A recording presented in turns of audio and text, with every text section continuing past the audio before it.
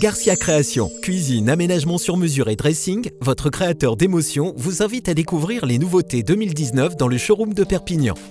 Bonjour, bienvenue sur tv4.fr. Une première bataille de gagner pour les agents de l'hôpital de Thuir. Hier, l'agence régionale de santé a finalement maintenu la vingtaine de postes de contractuels qui étaient menacés. Du côté des salariés, on ne crie pas victoire pour autant puisque ces postes sont toujours en sursis. Les membres du collectif et les représentants de l'ARS doivent se revoir le 7 juin prochain. Un drame sur la route hier après-midi sur la voie rapide entre Canet et Perpignan. Un homme de 42 ans est mort au niveau de Bompas. Sa voiture sans permis a fait plusieurs tonneaux après avoir été percutée par un autre véhicule. Les secours n'ont pas réussi à ranimer le quadragénaire qui est donc décédé sur place. La petite rivière la Canterane polluée hier à Trouillas au glyphosate et à l'huile de vidange, sans doute un acte de malveillance. Les produits suspects ont été repérés dans l'après-midi. Il a fallu faire appel à des pompiers spécialisés.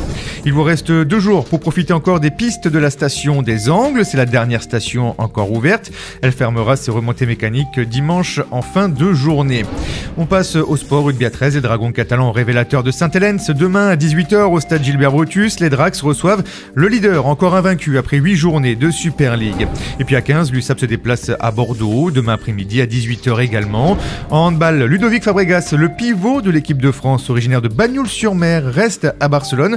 Il a prolongé son contrat pour 2 saisons de plus. Il restera donc dans la capitale catalane au moins jusqu'à la fin de la saison 2022-2023. On note dans l'agenda du week-end que la Fédération française de cardiologie organise sa traditionnelle journée Parcours du cœur, demain au pied du Castillet, une journée de prévention contre les maladies cardiovasculaires avec pas mal d'activités gratuites.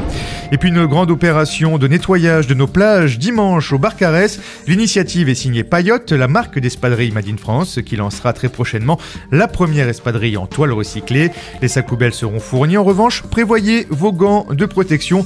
Pour vous inscrire, une adresse mail mathilde@payotte.fr.